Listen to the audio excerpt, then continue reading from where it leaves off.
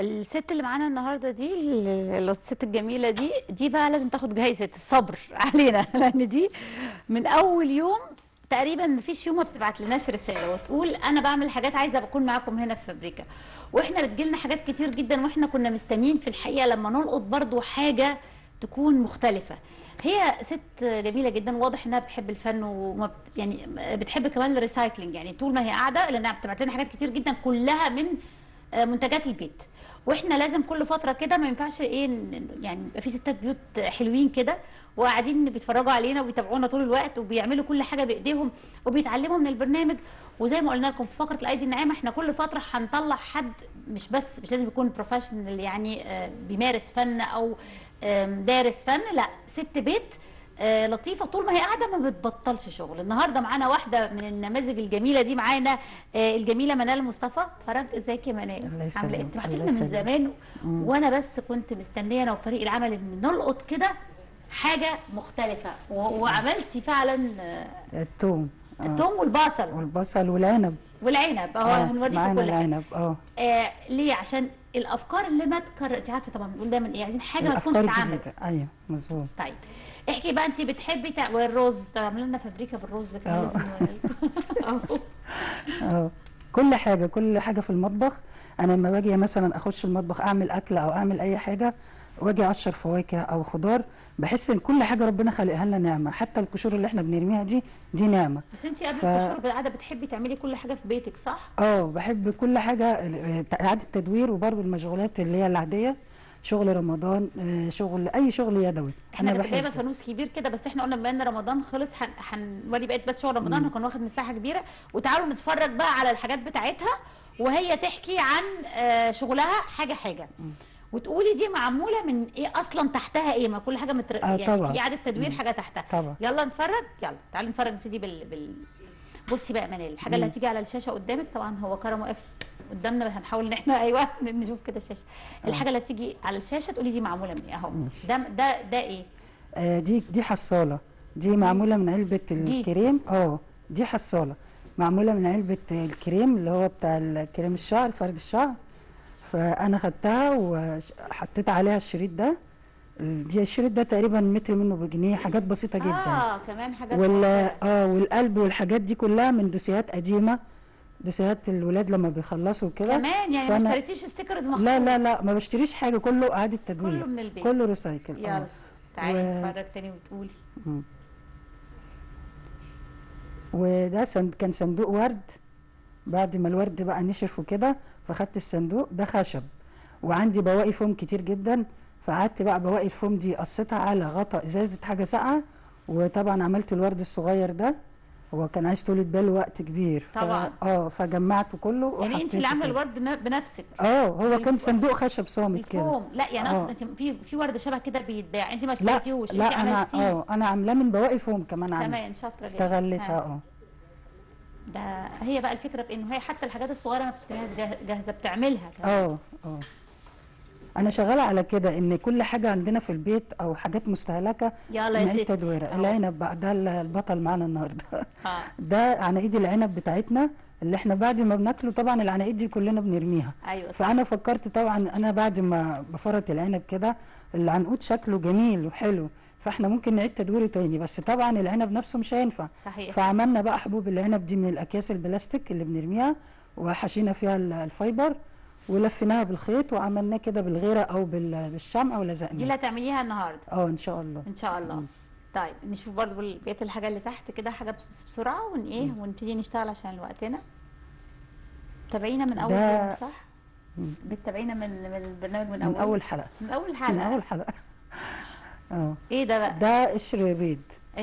ده قشر بيض معمول على كرتون مقوي، وده شكل وشايله البيبي بتاعها.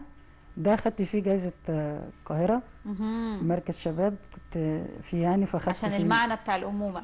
والفكره نفسها قشر البيض، ورشيته سبراي باللون الفضي ده، وحطيت الفوم، يعني الام دي بالجنين ده كده فوم. تمام. يلا بسرعه كرم، ممكن نعدي على كل الحاجات اسرع عشان نلحق نشتغل. وده ماسك بتاع للاطفال، معمول من القماش الفرو والسفنج. خامات بسيطة ما بتكلفش حاجة. ودي عروسة بنعلق عليها اكسسوارات البنات، التوك اللي هي والبنس. الفوق دي العروسة دي يعني الشرايط بتاعتها ديت بنثبت عليها البنس. الضفيرة بتاعتها بنثبت عليها التوك والبنس. من تحت كده، تحت خالص في فكرة قوي. من تحت خالص في بنس شعر فتحيها هنا مثبتاها، بيحطوا عليها بقى السلاسل والغوايش والحاجات بتاعته. ودي برضو ودي بقى عروسة. عروسة ودول بيتحطوا في المطبخ، اكسسوارات مطبخ. طبعا انا بشكر بصراحة المصورين معانا هنا، صفاء وكرم، ومدير الاضاءة كمان استاذ كرم، عشان الناس دي بتتعب معانا قوي يا جماعة والله بجد. فعلا. لا انا بص، انا فعلا من اكتر التصوير عندنا، عشان بس دي شهاده للحق، من اكتر الناس اللي بتتعب معانا هنا، لانه فعلا زي ما انتم شايفين كده ما بنفوتش تفصيل، فشكرا بجد بجد. وطبعا انا بزهقهم، انتوا عارفين، هاتوا ده هاتوا ده، اعملوا ده، عايزين نشوف الحته دي كده، فاللي هم كمان لازم تحيه خاصه جدا. في حاجه كمان نسينا نقول عليها، البلح.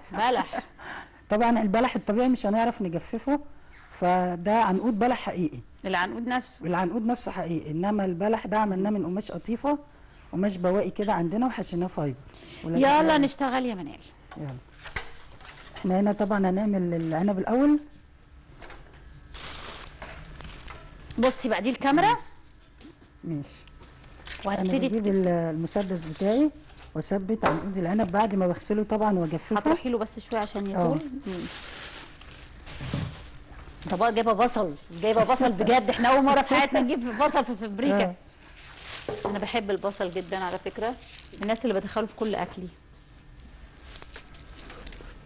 والثوم كمان. عندنا هنا العنقود بعد ما نشف وجففناه في الهواء، خلاص بقى اللي حوش عناقيد العنب حوشها، العنب خلص خلاص. فعلا انا لقيته بالعافيه امبارح. نحط كده الشمع بتاعنا سخن ولا ايه؟ في شمع سخن ولا لسه بارد؟ يعني طب استني عليه شويه.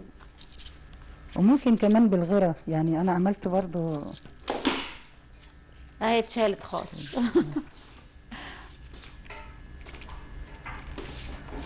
هو سخن.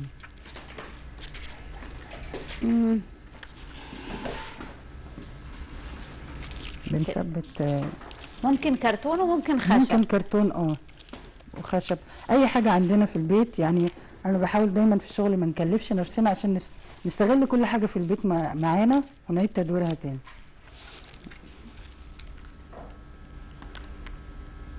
انتي بتقولي عندك بنات صح؟ بيشتغلوا معاكي عشان حتى طبعا شفت الحاجات بتاعت التوك بتاعتهم، ولا انت بس قاعده بتعملي لهم وخلاص؟ هم بيشجعوني بقى وينزلوا لي شغلي وكده، بيصوروني شغلي. يعني التصوير اللي تبعتيه على الصفحه ده هم اللي بيصوروه؟ هم بيصوروه. ربنا يخليهم لك الله يخليك يا رب. منال نموذج للست المصريه الجميله اللي هي المدبره. عارفين الست المدبره دي اللي هي ايه؟ ما ترميش حاجه وتريسايكل كل حاجه، تعمل كل حاجه اعاده تدوير. دي الاكياس السوداء اللي بنجيبها ونرميها بعد. ايوه دي فيها فاكهه ساعات. الاكياس بتاعتنا العاديه. طبعا هنعرف ازاي نقطعها.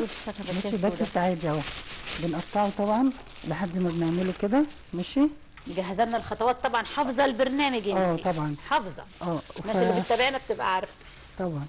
فطبعا كده انا جبت الشرايط. بس اهم حاجه نبقى شايفين كده كل حاجه بتعمليها.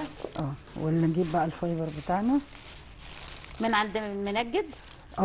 ده لا، ده بصراحه اللي عند المنجد بيبقى خامه اعلى شويه من دي، فبيبقى غالي. ده من سوق شعبي عادي. الكيلو تقريبا ب 20 جنيه، بيجيب لي شنطه كبيره قوي. طب والله كده مش هيبان.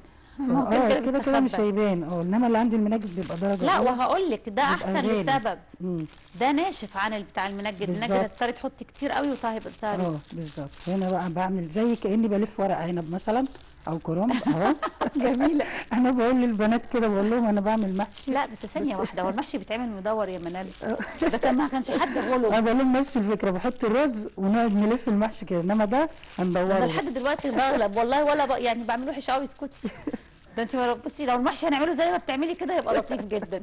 يبقى سهل، هنعمله كل يوم. محشي بوبس، محشي كور. طب تخيلوا الفكره لو محشي ورق عنب بتعمل كور كده. وبعد كده يبقى سهل.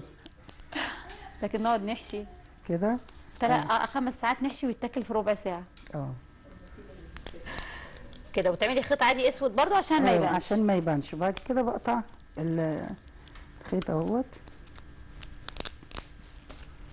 واجي طبعا هنا بيبقى فيه زيادات هنا، فبقصها كده. المقص بتاعي قديم شويه بس انا بتفائل بيه عشان هو معايا من زمان. لا ولا يهمك، ما دام مريحك خلاص. انا متابعاكي بس من الشاشه عشان اشوف. انا اه بصلك بص الناحيه الثانيه فطبعا كده ايه، عشان اشوف الناس بتبقى شايفه ايه. عرفتي؟ لا ما اشوف. احنا كده شفنا الفكره اهي اتعملت أيوة. ازاي، ولا نعيدها تاني؟ لا تمام تمام تمام. ماشي كده. عملنا مثلا اهي، عملنا عدد هنا ومجهزينه اهو، وعملنا لون تاني كمان اهو. انت عامله عنب كانه احمر، او العنب الغامق الاسود، وعنب العنب اخضر. بقى اللي بيبقى لسه في عايزين اوانه. واحده كمان؟ حاضر. ما هي لسه في بصل يا جماعه. نعمل واحده كمان اهي. واحده كمان. هاتي ده طيب. جيب الفايبر. بعدين بقى البصل بقى مش تلحقوا تشوفوا، انتوا حرين. اهيت ماشي تمام، ونحطه كده زي الورق العنب. كده. مش الورق العنب بتعمل بس ده مدور مدور. وبعدين نفرده كده. وفي بقى ممكن ايه يعني ما نعملوش كله مقاس واحد، على اساس في عنب حباته صغيره. صحيح. وفي عشان يبان انه طبيعي اكتر ما نخلوش كله مقاس واحد. ونجيب الخيط بتاعنا نفس لون الكيس طبعا، ونلفه كده ونقص الزياده، ونجيب الزياده دي كده. ما خليناش في نفسكم حاجه، شفتوها مرتين اهو يعني مش اي حاجه. ونروح شايلين الزياده. طب منال، هل ممكن انا اي بقى فروع عندي بتاع زي ما انت قلتي البلح، العنب، اي الفرع بتاع شجره البرتقال بقى، عشان اليومين دول احنا داخلين خلاص. وقشر البرتقال كمان بعتلنا بيتجفف كمان. الصور بقى، حاجات كل اللي انت جففتيها نحطه لك على الصفحه ان شاء الله. الفكره في ان كل حاجه فاكهه او خضار ينفع نجففها نعلم الناس. حلو. حتى اللي ما ينفعش نعمل بيه اعمال فنيه ممكن نعمل بيه حاجات تانية. في ناس تاخد قشر بقى مثلا بتنجان، الكوسه، الحاجات التفريغ الكوسه، وتحطه كسماد للزرع مش عارفه وحتى ايه. اللي بييجوا مثلا يحشوه بياخدوا جوه الكوسه ده بيحطوه قاعده للمحشي في قلب الحله من يا تحت. سيدي. فيعني مفيش حاجه بتترمي، كل حاجه ناعمه وكل حاجه لازم نستغلها. طيب انت بقى بتعملي كده، تبتدي تلزقي. نبتدي بقى نلزقه كده جنب اصلا الفيشه اتشالت من اساسه. يعني هو هيدينا الشكل بتاعنا اللي موجود تحت ده. هنعرف نحطها. استني خليكم زي ما انتم مقاطعين عليها عشان انا هحط الكهرباء. هو بس طبعا للاسف في مشترك بيبقى في مسدس بيبقى شويه سلكه اطول. خليه يسخن شويه هنا على بال ما تحضري البصل. خليه يسخن كده وبعدين هنحضر البصل على بال ما يكون سخن ونلزق مره واحده. يلا ماشي. احنا هنا بقى هنعمل البصل، هنقطعه بطريقه معينه بحيث ان احنا على قد ما نقدر نطلع القشره بتاعته سليمه. يعني احنا لسه شميتوا حاجه على فكره؟ لسه ما طلعش ريحه الكرم اللي طلع ريحه لسه على فكره، والله ما عمل اي، لسه هنبتدي اهو. ما تخافوش، احنا مش هيطلع ريحه لان احنا مش هنخرطه. يعني احنا هناخد القشر الخارجي فقط، القشره بس عشان يبقى المحشي كامل بقى. ادي كده الرز بتاعته، ودي القشره اهي. بحاول ان انا اطلعها سليمه كده اهي مثلا. ادي كده ماشي تمام اهي. حتى لو طلعت معايا مفرفته، يعني انا معايا هنا قشوره اهيت مثلا قطع صغيره برضو بعرف اجمعها. تمام. فاجيب الفايبر بتاعي برضو نفس الفكره اهي. بس عايزه حته كبيره المره دي. خدي.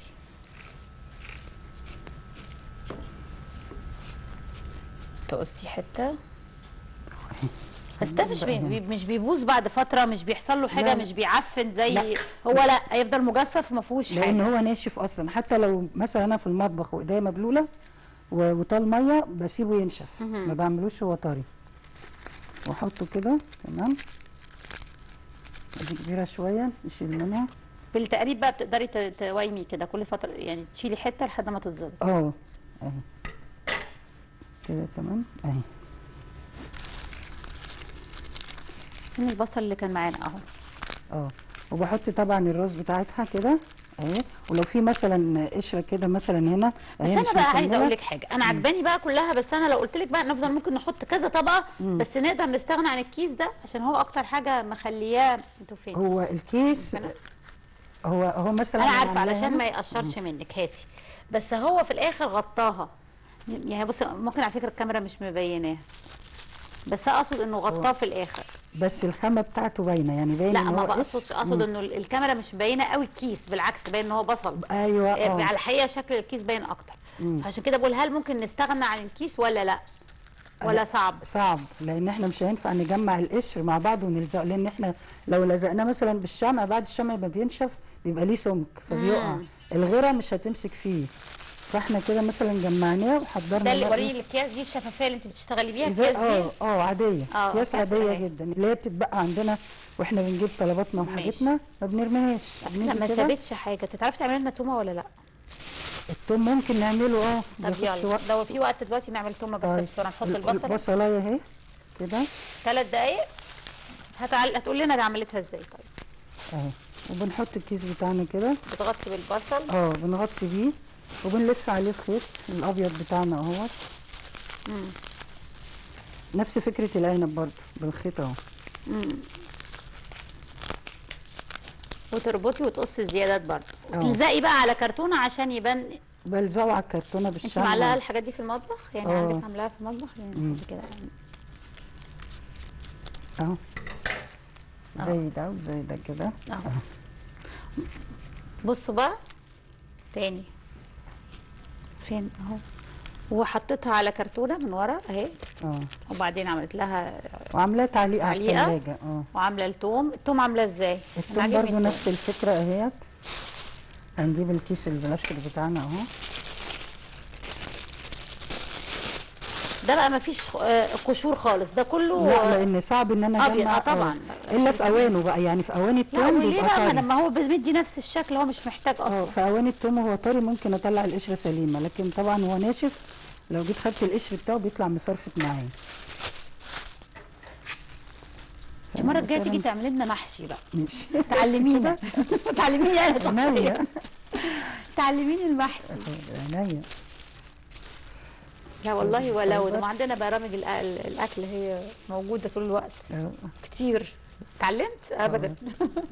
برامج الاكل فعلا كتير جدا، والبرامج الفنيه قليله. وفابريكا واحد بس صح؟ والله لسه كنت بقول له برامج الفن قليله جدا. نغذي عقولنا طبعا، نغذي بطننا برضو مهم بصراحه لكن عقولنا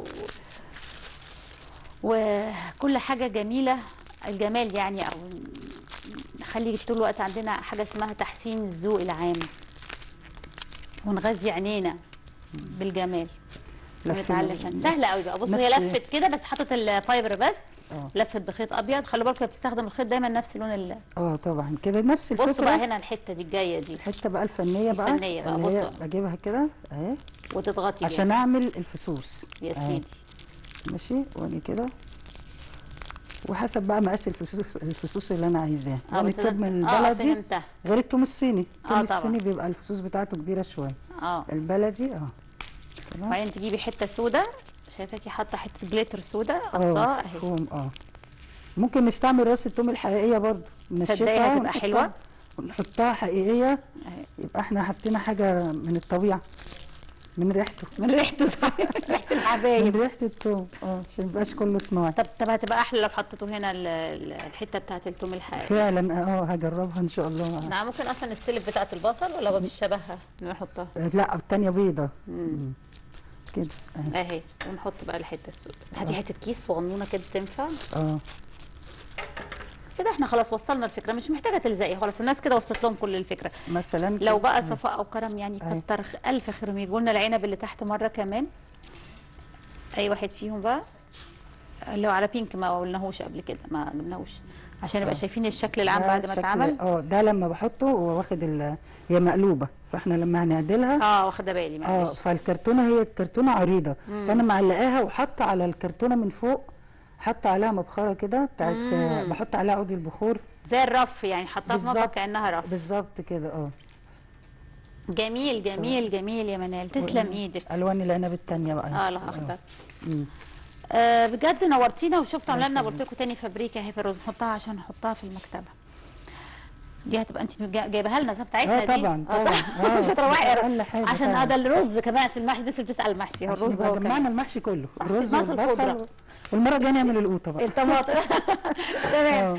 منال مصطفى، بجد ميرسي الله جدا يخليك. لوجودك معانا، نورتينا وشرفتينا، وانت انا جميله مبسوطه جدا ان انا كنت معاكم بصراحه. وعايزه اقول لك من اكتر الناس المهمه على صفحتنا، بجد متفاعله طول الوقت، وما مش بس بقى متفاعله كبتبعت رسائل وتبعت شغلها، الناس الجميله. وانا بقول لكم على ده، انه اي حد بيعمل اي حاجه حلوه بتشجعه، يعني ربنا يخليك. ليكي تعليق عند كل حد عمل حاجه عندنا جميله طبعا دايما. طبعا لان انا بحب البرنامج واسره البرنامج كلها، وبشكركم جدا على البرنامج ده.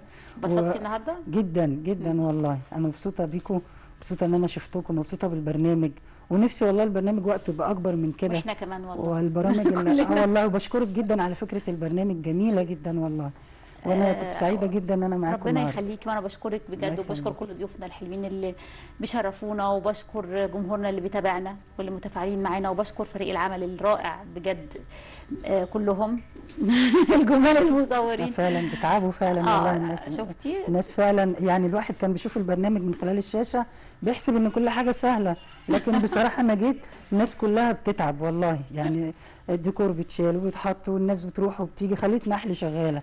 ربنا يخليك، عشان والله بس متشكرة لكم والله دي كلكم. شهاده جميله عشان الناس برضه تبقى عارفين احنا بنعمل ايه. طبعا. شكرا ليكم على متابعتنا، ما تنسوش تعملوا لنا سبسكرايب على صفحتنا، على قناتنا، سبسكرايب تبقى على القناه مش على الصفحه، على قناتنا على اليوتيوب وصفحتنا على الفيسبوك، تعملوا لنا لايك، ودايما تتابعونا، دايما تتواصلوا معانا، وان شاء الله نقدر نوفيكم كلكم حقكم، وتبقوا كلكم موجودين معانا زي ما الجميله منال كانت موجوده، ونشوفكم دايما على الف خير. شكرا.